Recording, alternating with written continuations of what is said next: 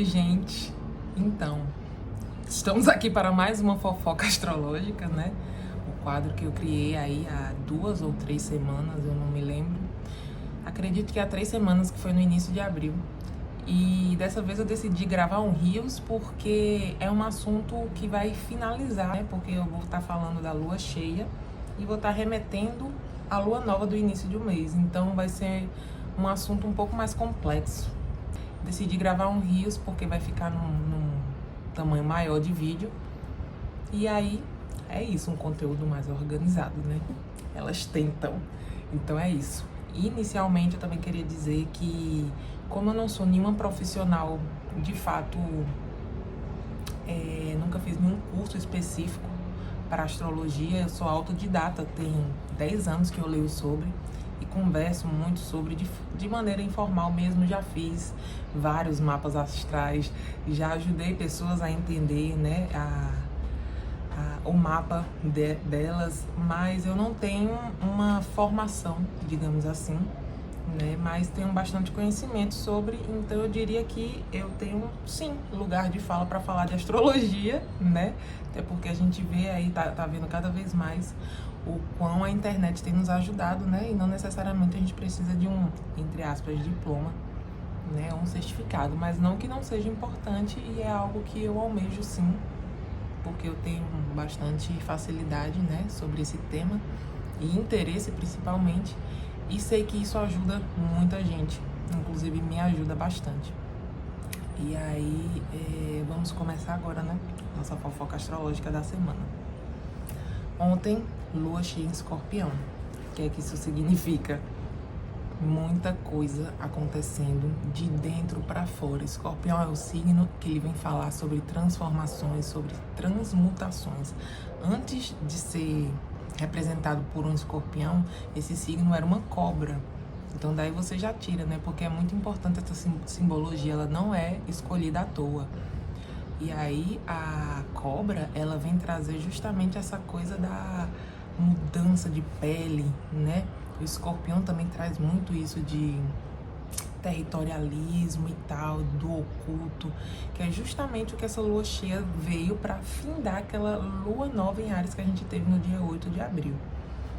E aí, falando agora primeiramente em aspectos mais pessoais, que eu sei que é o que interessa bastante, né? A gente vem trazendo muitas reflexões sobre as nossas relações íntimas com os outros, seja ela amistosa, seja ela amorosa, seja ela familiar. E agora que o Sol ingressou em Touro, né, a constelação aí de Touro tá mais pertinho do Sol, para melhor explicar, né, como é que acontecem essas mudanças. Todas as constelações, elas estão no céu, os astros, movimento do planetário, né, porque a gente não tá parado, a Terra não é plana, ela gira. Então a gente vai ter aí sempre essas mudanças acontecendo por causa desses translados aí. E aí agora que o Sol entrou em Touro, aí quando a gente faz essa junção de Sol em Touro e Lua em Escorpião, é um boom assim nas relações, enorme, enorme, enorme. Aquela coisa de o que tá aí dentro, que você tá sentindo, que você tem conversado, que você tem intuído, não dá mais para ficar enrolando. Agora é para valer. Vamos refletir o que precisa refletir e conversar o que precisa conversar, porque Sol em Touro, e Touro é regido por Vênus, planeta dos relacionamentos, perdão. E agora a Vênus, ela tá ainda em Áries, né? Ela tá perto da constelação de Áries, ou seja, a gente não vai enrolar para tratar das nossas relações. Agora, Áries é intenso, é já, né?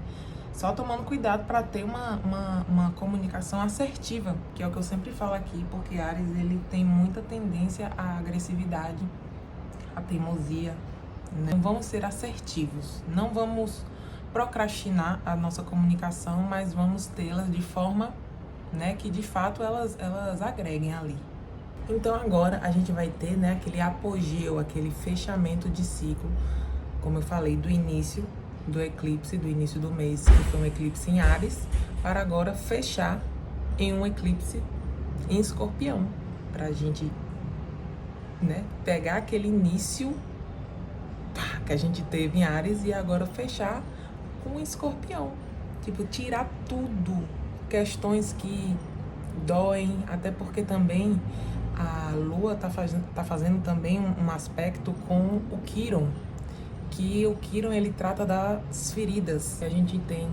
Então, dentro das nossas relações, a gente vai ter bastante tendência a esse momento a estar falando do que nos fere, né? A estar tratando dessa parte aí que de fato é muito íntima. A gente não pode, tem que aproveitar, né, as tendências aí, porque vai melhorar, entendeu? São comunicações que elas, se não acontecerem agora, elas vão demorar a acontecer e coisas acumuladas tendem a não ser assertivas, né?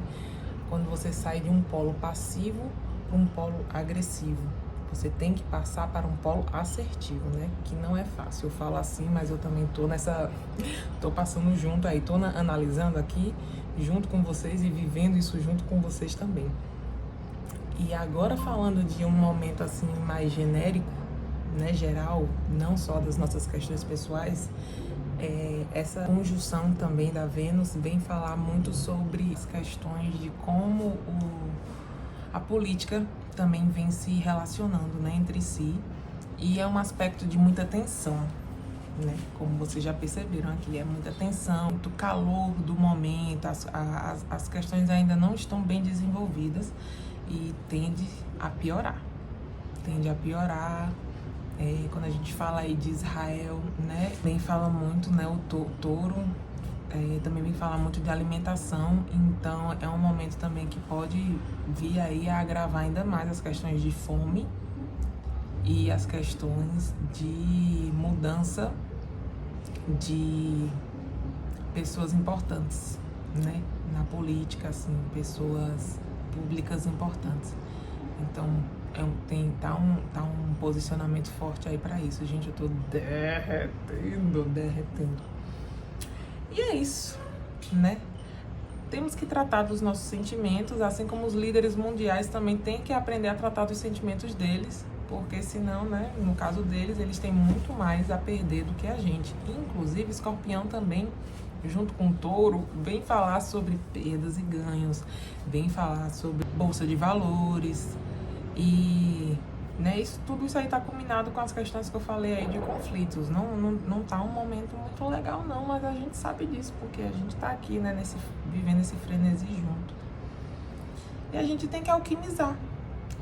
É o que eu sempre digo, nós somos co-criadores e a gente tem que fazer aí o que é necessário ser feito, claro que dentro da nossa realidade, porque a gente só consegue mudar a nós mesmos, mas consequentemente a isso, a mudança que a gente faz interna gera um impacto no social, em todos. Então é focar nessa mudança interna, não fugir daquilo que você está intuindo, necessariamente não fugir, gente. Eu falo assim, parece até que eu tô falando pra mim mesma. Tem que falar, tem que expor. Eu que sou pisciana, né, tenho uma tendência à fuga muito grande. Então, quando eu vejo assim um conflito, a minha tendência é tipo, depois eu faço, depois eu resolvo. Não, depois eu vejo. E isso causa acúmulos que depois podem explodir em ações agressivas. Eu saio de um polo passivo para um polo agressivo e a gente tem que aprender, né, a comunicação assertiva de fato. Então é isso, né? De uma vez por todas a gente tem que lidar com as coisas na clarividência, né? Trazer à tona de fato e colocarmos em primeiro lugar, né? Porque a gente também tem muita tendência a, quando a gente quer resolver algo, a gente sempre apontar muito o defeito do outro, o que o outro faz que me incomoda, mas o que é que você faz também que incomoda o outro, sabe?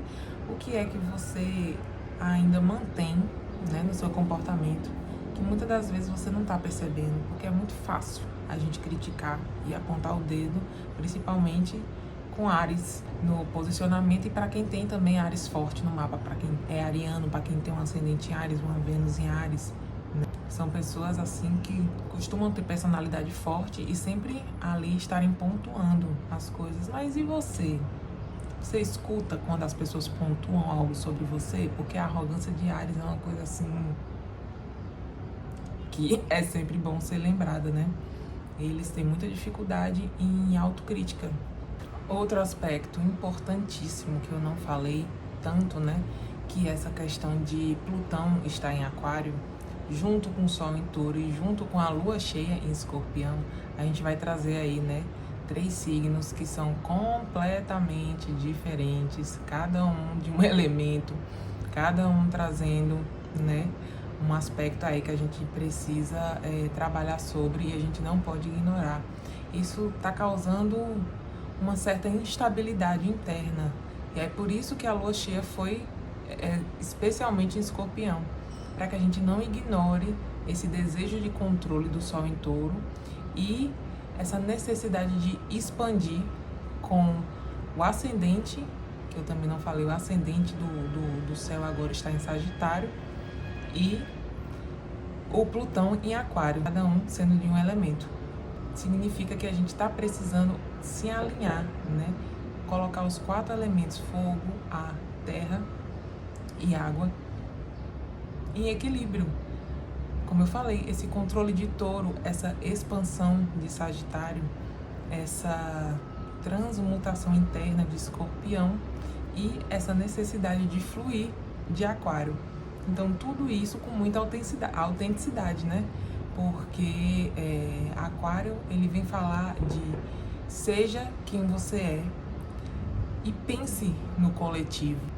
É muito gostoso falar de Aquário porque ele vem falando justamente dessa questão coletiva sem esquecer do individual. É um signo capaz de olhar para o coletivo e capaz de olhar para si também de uma forma muito assertiva.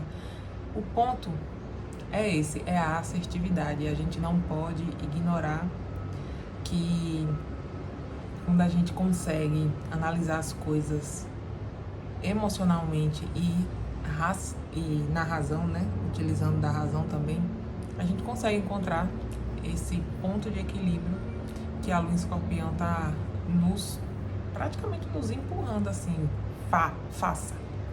É tempo de alquimia, os alquimistas estão chegando para justamente a gente fazer toda essa alquimia aí, né? Somos co-criadores, né? Tudo que a gente pensa, fala, escreve, acontece. Queira você acredite ou não. Então é melhor acreditar, né? Porque de fato você que está comandando aqui o seu avatarzinho. Vamos, de fato, tomar as rédeas, não agir de forma inconsciente para depois ficar sem entender o porquê que isso está acontecendo, etc. Né? A astrologia me ajuda muito nesse sentido. A reflexão é essa. O vídeo ficou extremamente longo, mas eu espero que vocês tenham gostado e que ajudem vocês de alguma forma. Um beijo e até a próxima.